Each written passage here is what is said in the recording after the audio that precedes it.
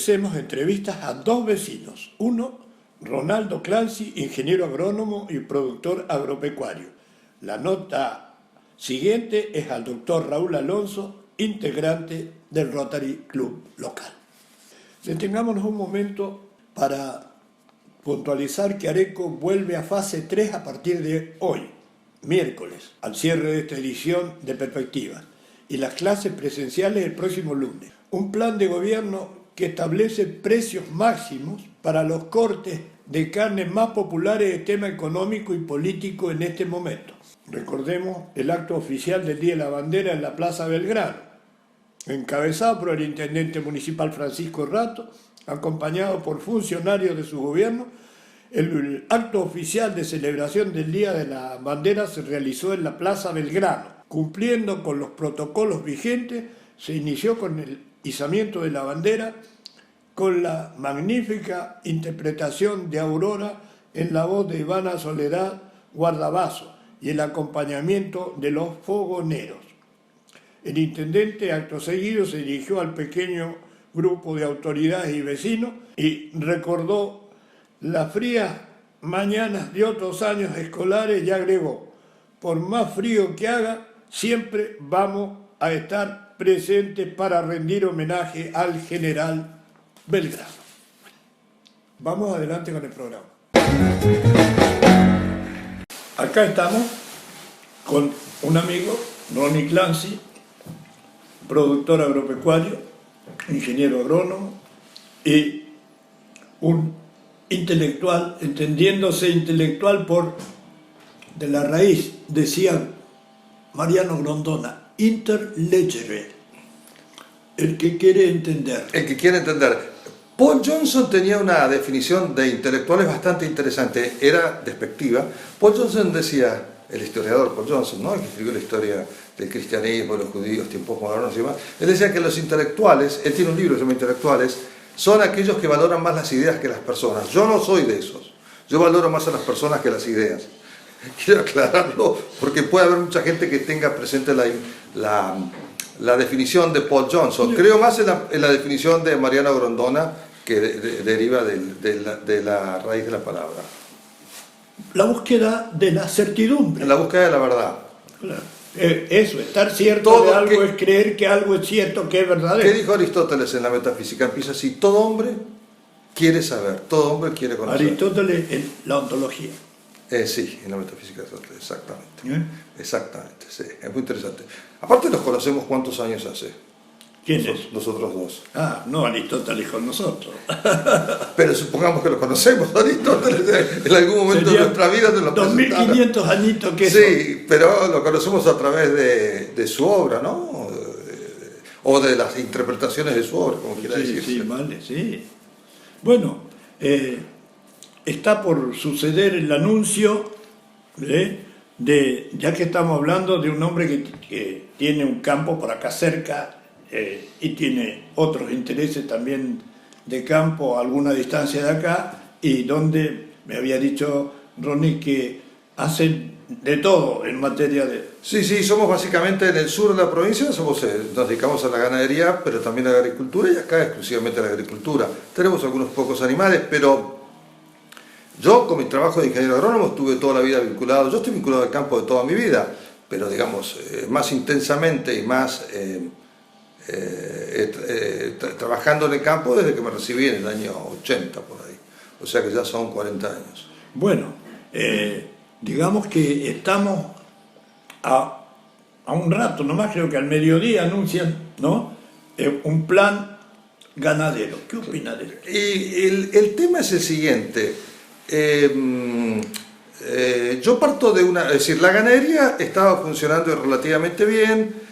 El precio de la carne, no estoy ahora, mi memoria es, pero andaba alrededor de los 220 pesos el kilo de ternero, o sea, un ternero de unos 200 kilos, unos 45 mil pesos, el novillo unos 190, 200 pesos, el novillo de 380 kilos, tenía un precio aceptablemente bueno, no llega a los $2 como es el precio que exportaba o vendía Paraguay, Uruguay y Brasil, que tenían un precio mucho mejor, si tomamos como valor de referencia el dólar blue, no el dólar oficial, ¿no es cierto? Pero bueno, y hace un tiempo, durante muchos años fue un buen negocio en la Argentina la exportación de la vaca. Se compraba la vaca vieja con buena dentición, se la engordaba y se la exportó durante mucho tiempo a Rusia y era un muy buen negocio. Era un muy buen negocio la vaca gorda. Y eso después se cortó. ¿En qué época? ¿En qué año? Estaremos hablando de unos 8 o 10 años atrás. Después el negocio se cortó, pero siguió siendo un negocio relativamente bueno. Y hasta hace unos meses atrás comenzó un muy lindo negocio que era el de la exportación de la vaca, lo que se llama la vaca china. Si el engorde de la vaca se exportaba a China. Y de golpe el gobierno cortó eso y le arruinó la economía a muchos productores, porque era un muy buen negocio para los criadores vender vacas flacas, relativamente flacas, y para los invernadores comprar esa vaca, engordarla y después participar en la exportación para China. Cortaron eso y eso fue un golpe bastante fuerte, lo mismo que prohibir exportar novillos y demás. Eso es, hay que entender que el negocio de la carne pasa hoy en día por la exportación. También dice, sí, pero la gente, el precio de exportación es más caro que el precio de consumo interno y esto y lo otro y de aquí y de allá. ¿Es posible? Sí, es así, pero es así como funciona el mundo, es así como funciona el negocio. A ningún ruso se le ocurre comer caviar, lo exportan todo. Y así ocurre en otras partes del mundo con muchos alimentos. Yo hoy estaba leyendo que hay un mango, está en La Nación de hoy, que vale $50 la unidad y lo produce en Japón, Tailandia y creo que Indonesia. Una fruta. Sí, el mango, la fruta del mango. Y no, ojo, a ver si entiende que alguien produce una piñita. No, el mango, pero eso es todo, que es riquísimo. Parece que contiene un 15% más de azúcares que el mango común, pero sale todo para exportación porque hay muy buenos mercados en el mundo.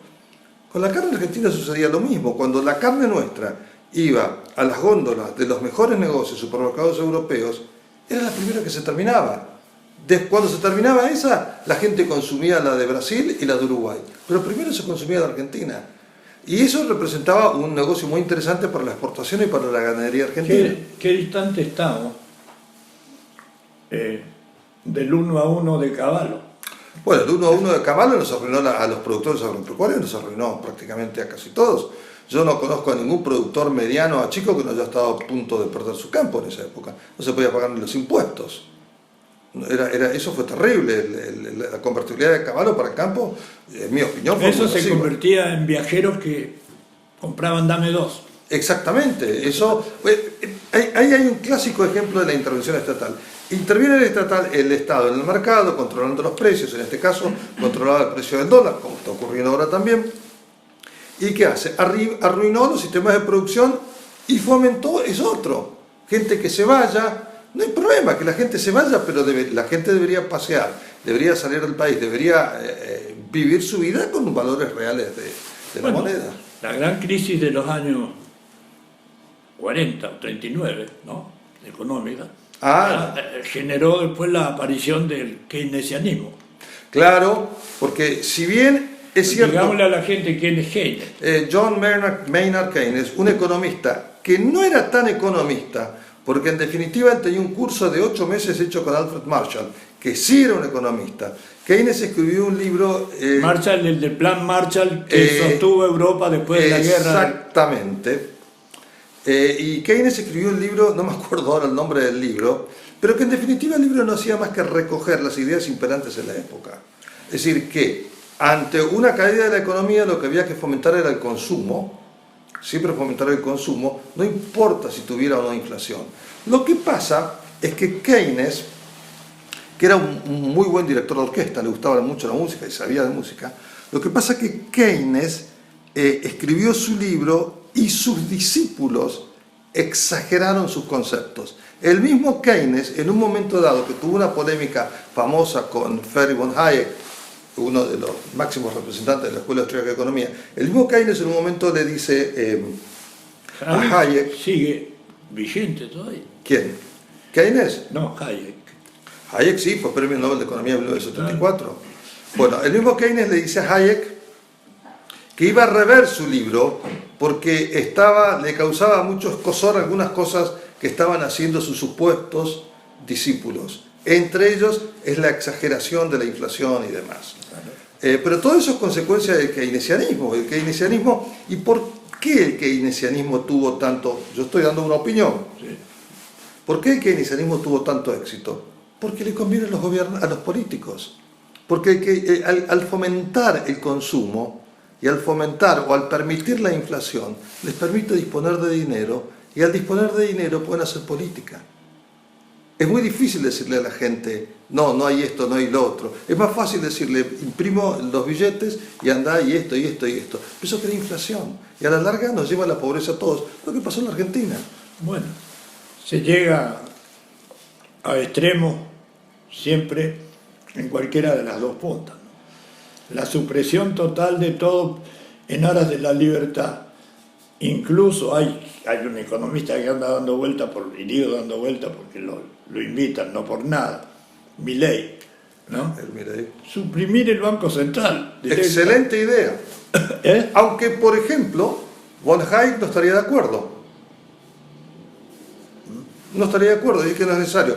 Pero ¿por qué la propuesta de suprimir el Banco Central? Esa es una idea que viene de Murray Rothbard, que es discípulo directo de von Mises, porque de von Mises, de la escuela austriaca. De la escuela austriaca, sí. Es decir, el fundador de la escuela austriaca es Karl Menger, 1881, con un libro que se llama Principios de Economía Política. Menger tiene un discípulo muy importante que es von Bauer, un apellido muy difícil alemán. Von Bauer, sí. Y Bauer es el que refuta la teoría marxista de la plusvalía, la destroza, la deshace. Sigue mucha gente pensando en eso porque evidentemente no han leído y no se ha difundido el libro de von Bauer.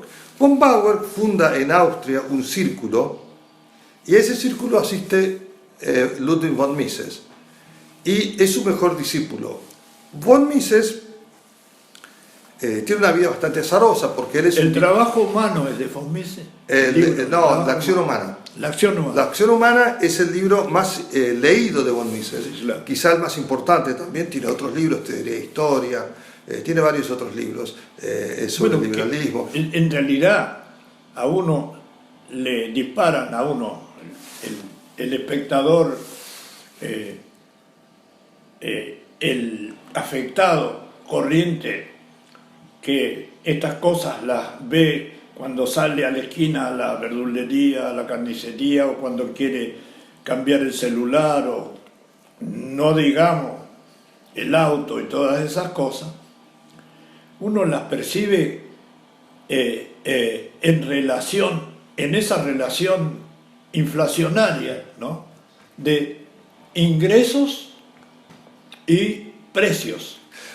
Bueno, este país en este momento tiene más de un 40% de pobres, de gente que no come. Exactamente, más de un 40%, cuando eso se podría evitar. Pero yo digo esto, entonces von Mises escribe La acción humana, pero él es austríaco, huye de Austria en la época del nazismo, a tal punto que cuando él se escapa de Austria, al otro día los nazis se le meten en su casa, le confiscan toda su biblioteca, que después se la sacan a los nazis, los rusos, y toda la biblioteca de von Mises, todos sus escritos, sus manuscritos, los rusos los respetaron y están en Moscú, y permitieron a los liberales de Estados Unidos ir a verlos, fotocopiarlos y trabajar sobre esos temas. Los rusos, con la apertura después de Gorbachev. El tema de von Mises era un economista muy interesante porque él, ni bien se recibe de economista, no consigue un trabajo en las universidades como él quería, un trabajo académico, por diversos motivos. Algunos hablan de una teoría de la conspiración, otros dicen porque él tenía realmente un carácter muy difícil, era un hombre muy complejo para tratarlo, según dicen, pero entra a la Bolsa de Comercio de Viena como asesor, y está 30 años como asesor en la Bolsa de Comercio de Viena.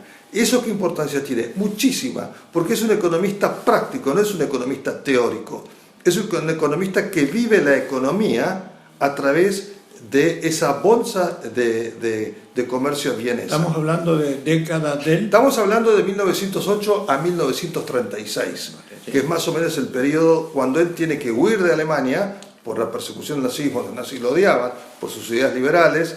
Él de ahí pasa a Ginebra, se queda 1 o 2 años en Ginebra y después ya un hombre grande, porque von Mises, si mal no recuerdo, había nacido alrededor de 1884-85. Y entonces había en el mundo Wall Street por un lado y por el otro lado esa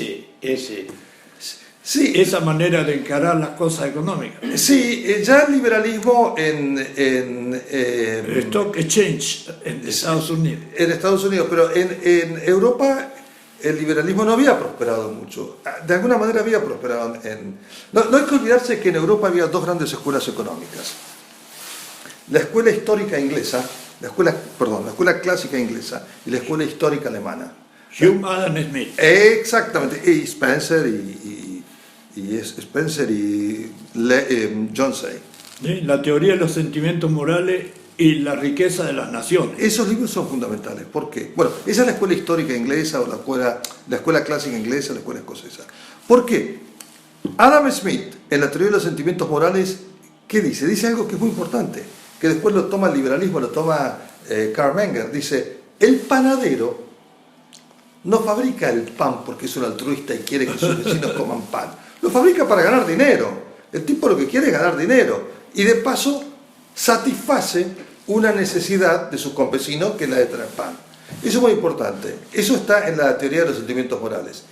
Y en la riqueza de las naciones habla de algo fundamental, que es la mano invisible.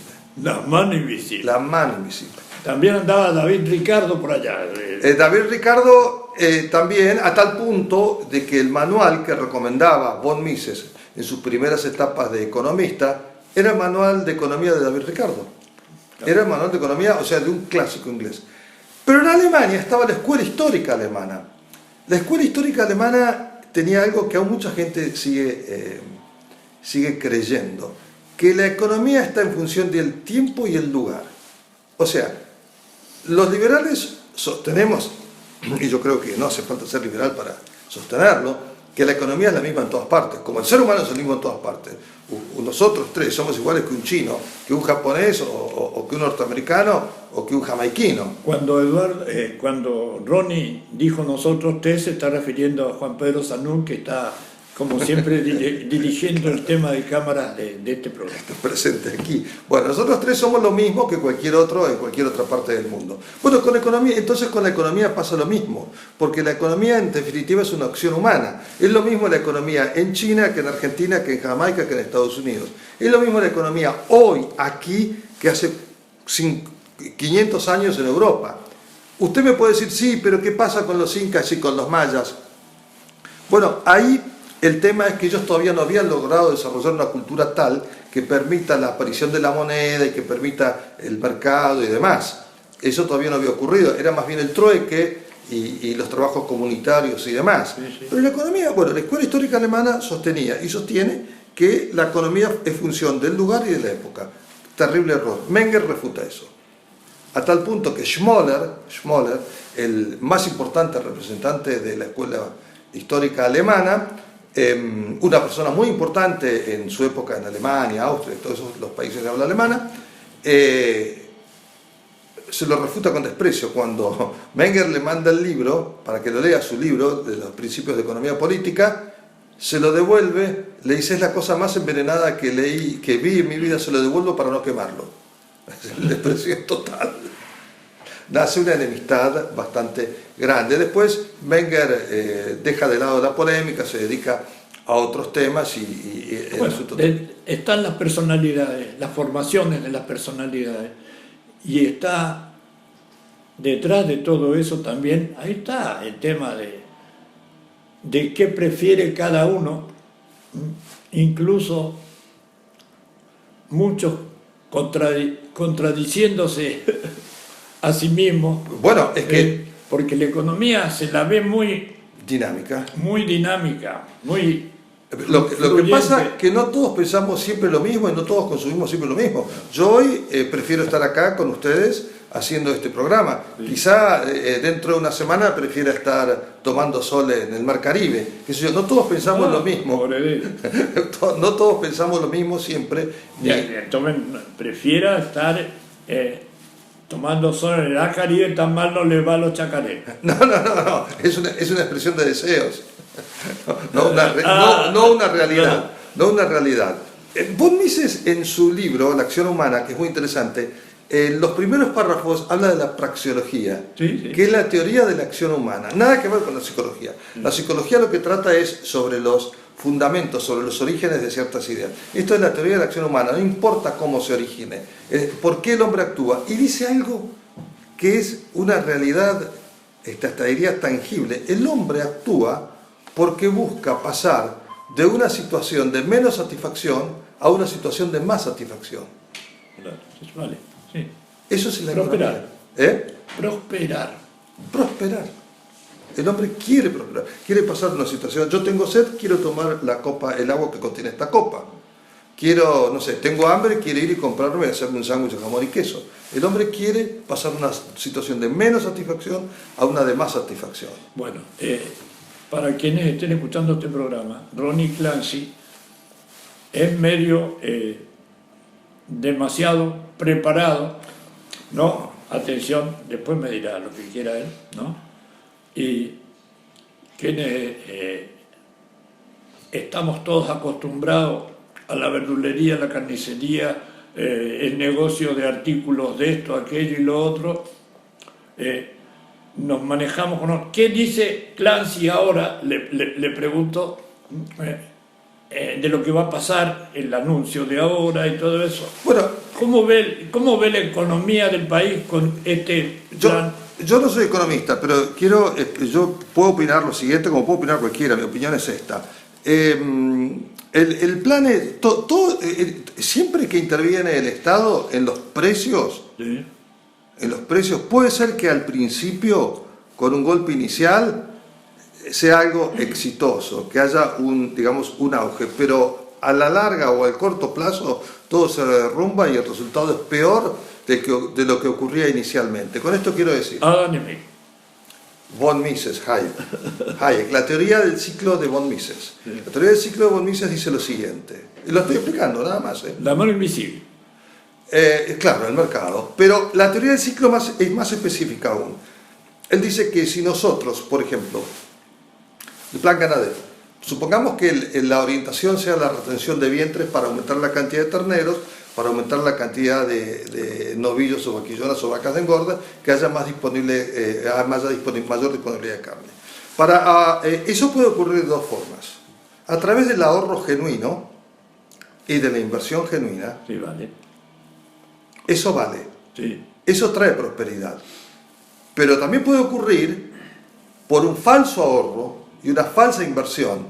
El Estado interviniendo, el gobierno, no el Estado interviniendo, pone tasas de intereses bajas, por ejemplo, una tasa del 10% anual, 12 anual, todos sabemos que es rebaja porque tenemos una inflación del 40-50%.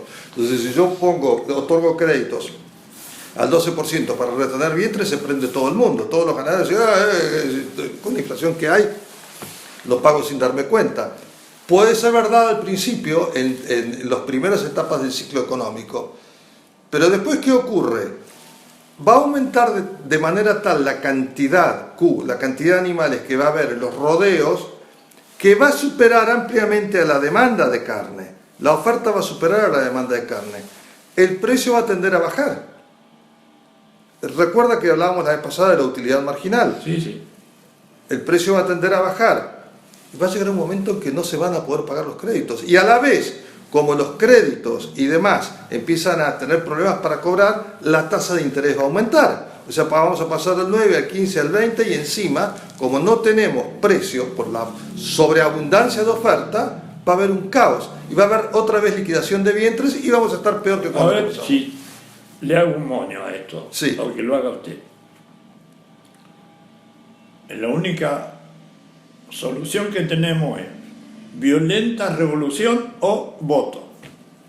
No, voto, es decir, violencia... Tenemos oferta, propuesta, a juicio suyo, interesante en este momento, del lado, digamos, grosso de lo que era el macrismo, o del lado actual del peronismo en su versión cristinista, Alberto y demás. Yo no tenemos, sé, a juicio suyo, ¿hay opción? A juicio mío, ¿O se están preparando alianzas? No, yo creo que hay gente con ideas muy claras y con ideas diferentes, que los voy a nombrar porque me gustan.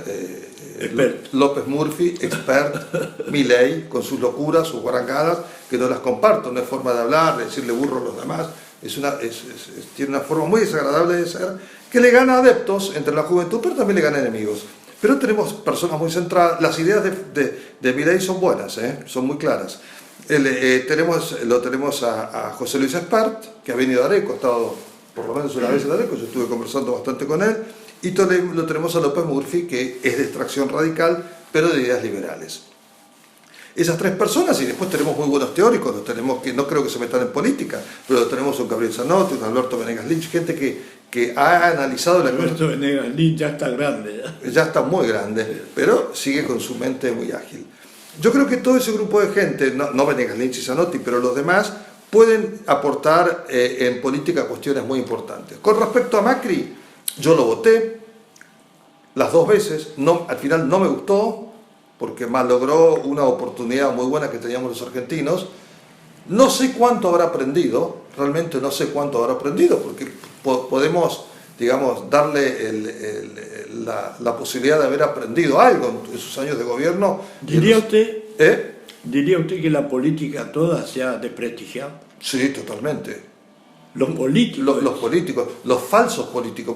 Yo creo que un verdadero político es Churchill, es Reagan, es Margaret Thatcher. Estos son falsos políticos. Estos son oportunistas, muchos de ellos, no todos. Oportunistas que lo único que buscan es el sueldo y alguna ganancia. Bueno, se aplicaría acá ahora la expresión de tiempos de guerra, de preinvasión, de Churchill. Solo tengo sangre, sudor y lágrimas para freír. Parecería que nosotros no tenemos frente a la economía más que sangre, sudor y lágrimas. Es que yo creo que cualquier gobierno que quiera solucionar los problemas en la Argentina nos va a tener que ofrecer sangre, sudor y lágrimas. No queda otra. La destrucción es muy grande. 40-50% de pobres. Cuando uno piensa eso, acá en Areco no lo vemos. Porque acá no vemos esa pobreza. Y la suma de todo esto es la economía, idiota. Clinton. Es la economía y la educación. Pero no. Cuando uno sale a Areco, sobre todo al conurbano de Buenos Aires, le aseguro a Armando que se le ponen los pelos de punta. Porque hay una pobreza extrema. Inclusive, yo me acuerdo cuando unos años pasados leíamos que en Brasil había gente que revolvía los basurales para comer. En la Argentina también ocurre eso. Sí. ¿Cómo es posible eso? ¿Por qué ocurrió eso? ¿Por qué pasamos de ser el quinto, sexto, séptimo país del mundo a la situación miserable actual? ¿Por qué pasamos de ser un país respetado que tiene 6, 7, 8 premios Nobel, muy buenos escritores como Borges, Guiraldes, muy buenos intelectuales? ¿Por qué pasamos a esto? ¿Por qué pasamos a esto? Vamos a ver si funciona. Ya vamos a tener las PASO este año y las elecciones de medio término, y vamos a ver si se encuentra entre medio alguna formulita que, bueno, está Rodríguez Larreta dando vuelta también por ahí. Sí, yo el tema del macrismo no lo sigo mucho, ¿no? No, pero como que buscan, bueno, anda María Eugenia Vidal también con un... Bueno, ahí está María Eugenia Vidal queriendo meterse en Capital Federal cuando fue una gobernadora de la provincia de Buenos Aires, dicen que fue buena, a mí no me pareció tan buena, peleando con Patricia Bullrich. En suma, lo que digo es que estamos todos como mareados. Es que chocan ambiciones. Está bien que eso ocurra, pero tienen que darse cuenta en un momento dado que esto es como un carro que tiene 6 caballos. Si uno tira para cada lado, el carro no avanza. No. Lo va a pasar el carro que viene atrás, o el carro que va adelante le va a sacar mucha distancia. Tiremos todos para el mismo lado. A que haya algún rebelde, bueno, no importa. Lo sacamos y lo ponemos atrás. Un gran acuerdo nacional es la República, como dicen Lilita Carrió.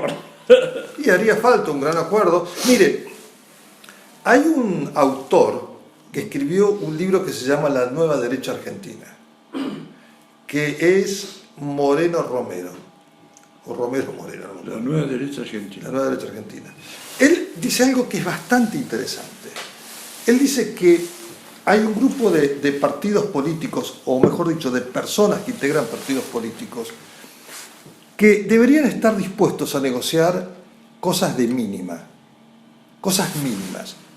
El respeto a la libertad individual, el respeto a la propiedad, el respeto a la búsqueda de la propia felicidad, pero también deberíamos estar dispuestos a subsidiar a los pobres, más que a los pobres, a los indigentes, a cambiar las leyes laborales, es decir, ponernos de acuerdo los nacionalistas católicos, los carlistas que los hay, aunque parezca mentira, los liberales, los distintos tipos, los liberales más ultra, el peronismo tradicional, que lo representa la izquierda, Pichetto. el comunismo, el Partido de los Trabajadores. No les interesa.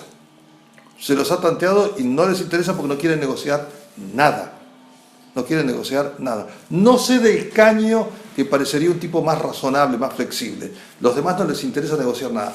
Pero todo este otro espectro que se podía decirle que es de la derecha, estaría dispuesto a sacrificar un montón de cosas para poder unirse y formar un gran partido nacional. El libro es muy lindo, es muy interesante, explica las distintas posiciones, pero la conclusión es esa: si estamos dispuestos a negociar, o si están, pues yo no tengo nada que ver, si están dispuestos a negociar cosas mínimas, lo otro después se va a ir arreglando. ¿Cómo se llama el autor? Moreno, no me acuerdo. Lo podríamos buscar en Google. Y se llama La Nueva Derecha. Es muy interesante el libro. ¿La Nueva Derecha. Muy interesante. Es un nacionalista católico, pero con apertura mental. Es profesor de la UCA, es profesor de historia. Es un historiador.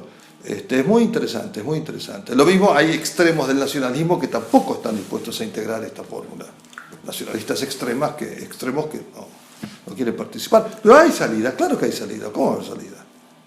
No solamente Saiza, sino dentro del país. Un comentario de cierre de todo esto. A ver, ¿cuál sería el suyo? No, un comentario de cierre de todo esto es que hay algo que es fundamental que los argentinos deberíamos aprender a respetar, que son los derechos individuales. El derecho a la libertad. El derecho de propiedad, no a la propiedad, de propiedad, el derecho a la búsqueda de nuestra propia felicidad. Si nosotros nos acostumbramos a respetar estos derechos, las cosas van a cambiar. Un ejemplo muy simple. La ley de góndolas. La ley de góndolas no respeta el derecho de propiedad. Porque yo tengo un supermercado y en ese supermercado yo pongo las ofertas de acuerdo a lo que a mí me interese y a lo que yo pueda vender. Si yo vendo jalea de membrillo, yo sé que tal jalea de membrillo es la que más se vende, posiblemente le asigne el 50% de la góndola, y las otras jaleas de membrillo de menor precio y menor calidad le asigne el otro 50% distribuido entre 3 o 4 marcas. Eso no es respetar el derecho de propiedad, cuando yo quiero obligar a que todos tengan la misma proporción. Bueno, hay que acostumbrarse a respetar eso. Hay que acostumbrarse. Estamos en problema entonces y hay que estar atentos a revisar todas las posibilidades. Y respetar la Constitución. Claro, va a partir de ahí. Respetar la Constitución, ver que la Constitución es una especie de reglamento que nos permite la convivencia pacífica. Si respetásemos la Constitución, no habría tanta pobreza. Es tan simple como eso. No es lo mismo nosotros el pueblo que nosotros los representantes. Esa es la diferencia entre la Constitución de Estados Unidos en Estados Unidos y la Constitución nuestra, en los preámbulos. De todas formas, yo creo que hay salida muy buena, hay muchas posibilidades. Eduardo, ¿Qué os dirá? Perdón, Eduardo, me acostumbré a llamar a un Clancy que es amigo mío. Eduardo, mi Por primo eso segundo. me salió el error. Ronnie. No es nada grave. Tiene nombre de derecha, Ronald Reagan. Tengo nombre de derecha, Ronald Reagan, que le decían Ronnie por otro lado. Sí, vale. Sí, Bueno, ahí tiene un ejemplo, por ejemplo, Ronald Reagan era un gran lector de la escuela austríaca. En su biblioteca estaban las obras completas de Hayek. Los conocía como en la palma de su mano. Lo mismo ocurrió con Margaret Thatcher. Y sin embargo, olvidémonos de la cuestión de la guerra de las Malvinas, que mandó hundir el general Belgrano para continuar con la guerra y no negociar la paz. Olvidémonos de esa etapa de ella. Olvidémonos, todo el mundo comete errores y grandes errores. Pero en general... Yo de la guerra de las Malvinas no me olvido. No, me quiero decir, olvidémonos de la etapa de ella en esa guerra, de la intervención de ella. No, la guerra no hay que olvidársela. Hubo 800 muertos, fue un descalabro, y también fue un descalabro lo que hicieron con los pobres soldados y oficiales y suboficiales que vinieron, que los trataron mal. Eso fue una vergüenza. Guerra de las Malvinas, una línea de un autor desconocido, una sola línea, dice: oh patria, no lo llores, conviértete en su sueño y sé como él hubiera querido que tú fueras. ¿Le puedo decir otra línea yo? Dale. El diario de la prensa, que mi familia siempre fuimos lectores y yo también, hasta que finalmente se terminó vendiendo, durante la época de la Guerra de las Malvinas pintaba la parte de arriba del diario, la primera plana, no sé cómo se llama, eso tiene un nombre específico, no lo conozco. Ponía la bandera argentina y adentro en la parte blanca tenía escrito esto. Una frase de Manfred Schönfeld, un gran periodista. Tenga o no razón, es mi patria. Vale, ahí está. Bueno, no estoy de acuerdo para nada con Manfred Schönfeld, que le rompieron la cara una vez. Le pegaron Le rompieron. en la época de los militares, Sí. por opinar en contra de los militares y a favor de los Era. derechos individuales. Bueno, Era corresponsal de la prensa en Europa. thank you very much. Al contrario, vamos gracias a decir lo usted. Este no, ¿eh? No, eso no. No, eso no. Bueno, Eso vamos para atrás. bueno, Ronnie, Bueno, Armando, muchas gracias. muchas gracias. Hasta otra. Hasta algún otro momento. Hasta algún otro momento, si Dios quiera, seguir hablando de la escuela austríaca. Bueno. Estoy con un integrante de la comisión de Rotary, con el doctor Raúl Alonso. Dicho sea de paso, ya todo el mundo sabe que yo soy casado con una hermana de él, con su hermana Bueno. Inés Mercedes, conocida por Chiche.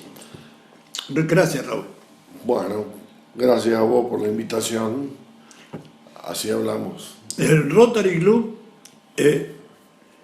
generó una campaña de 2 días, 18 y 19. Explícanos cómo fue eso. Eso fue como consecuencia de un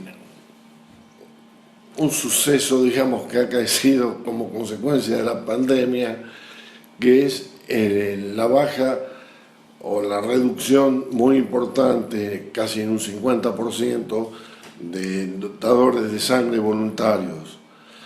Entonces, un grupo de Rotary Club, a través de los que intervenimos en lo que es nuestra región sanitaria cuarta, llamaron para poder confeccionar un registro de dadores, para actualizarlo, tenerlo, y que ese registro manejado por el servicio de hemoterapia del hospital pueda tener una recurrencia para saber a quién llamar, o cómo llamar y de qué forma, para mantener siempre un cupo estable de reservas de sangre.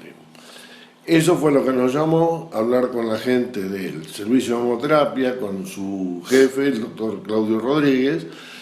Se sintieron muy halagados por la iniciativa y colaboraron también con nosotros en la difusión de este tema.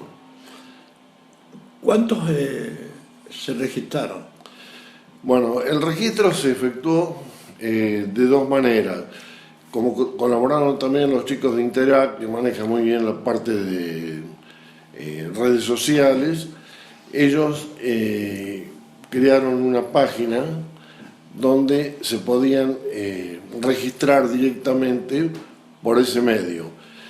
Y para aquellas personas que no tuvieran conocimiento o que no estuvieran acostumbradas, digamos, a ese tipo de manejo, colocamos un puesto ambulante, llamémosle, los días 18 y 19, que funcionó en la Plaza Arellano, donde se registraron las personas que querían hacerlo y que de la otra manera no podían efectuarlo.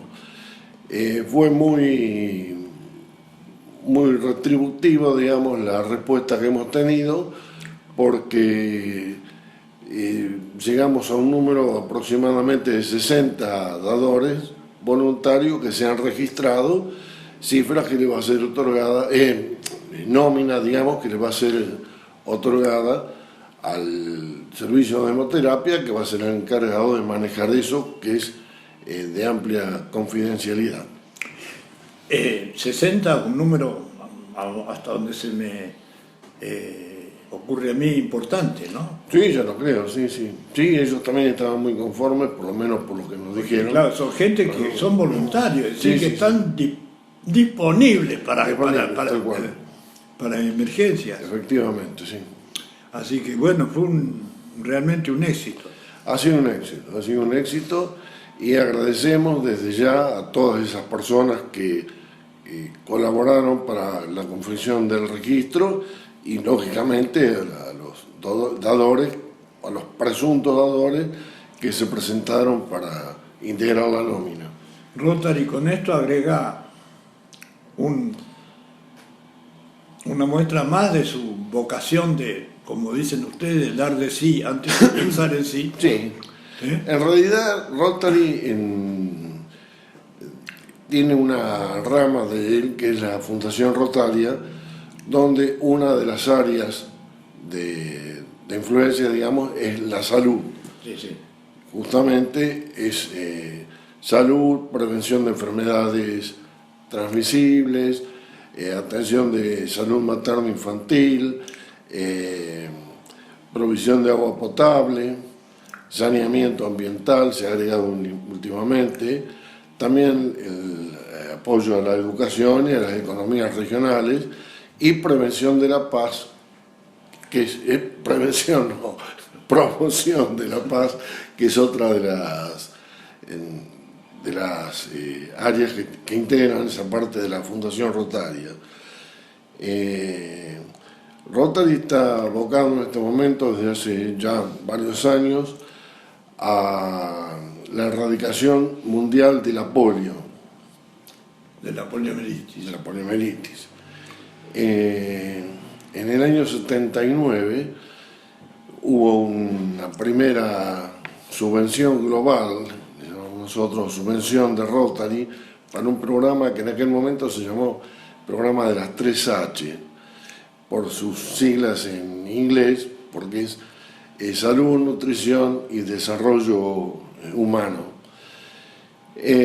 Como consecuencia de eso, en aquel momento se donaron $760.000 para la vacunación de 1 millón de chicos en Filipinas. En el año 85, cuando un mexicano, el doctor Carlos Canseco, había sido presidente del Rotary Internacional en el año 83-84 y lanzó un programa Polio 2005, donde, conmemorando los 80 años de Rotary, en el año 1985, calculaba que hasta el 2005 iba a conseguir la erradicación de la polio. Ese presidente era médico, era inmunólogo también. Bueno, indudablemente no se pudo erradicar en ese tiempo todo la polio, pero sí se redujo bastante. Y se siguió con un programa que se llamó Polio Plus, donde se agregaron otro tipo de enfermedades. Y a la fecha solamente quedan 2 países de Asia, Afganistán y Pakistán, que son los únicos 2 que tienen algunos casos de poliovirus. Después el último que quedaba en África, que era Nigeria, ya fue declarado por la Organización Mundial de la Salud como libre de polio.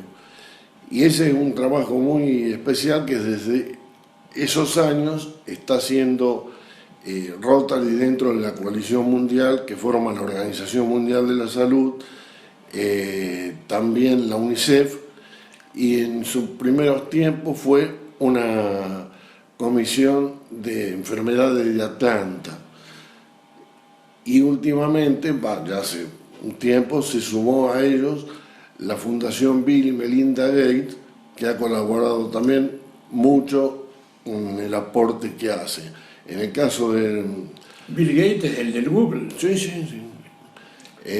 Por cada $1 que aporta Rotary, la Fundación Bill y Melinda Gates aportan $2. Así que se llevan invertidos en la erradicación de la polio 11.500 millones de dólares, de los cuales 1.400 han sido aportados por Rotary y el resto por las otras instituciones. De manera que, bueno, Rotary no para. ¿Cuántos socios tiene acá? ¿Socios, está bien dicho? Sí. Acá somos 18, me parece, en este momento. Mira, son 18 los mayores, digamos. Sí, no. Está Rotarac, la Rotarac, rama Interac, femenina. la rueda Si yo interna. hago una multiplicación simple, andarán en 50. Y puede ser, sí. Sí.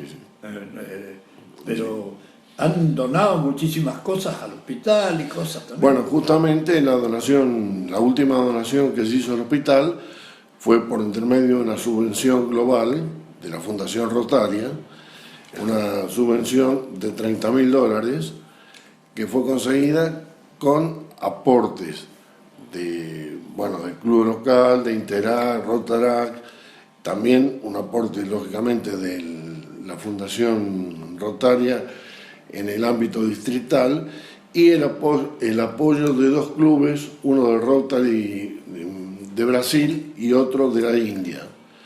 El de la India, a lo mejor les llama la atención, pero tuvimos la conexión porque habíamos tenido una chica de intercambio de jóvenes que era originaria de la India y que sus padres eran rotarios allá, y por su conexión el Rotary Club de la India nos aportó también $2.500 para sumar a esos 30 que fueron los que se recaudaron. Mirá. Y con eso se proveyó al hospital de una serie de aparatología que ya fueron entregados Claro, en sí su lo hemos momento. comentado. Muchas gracias, Raúl.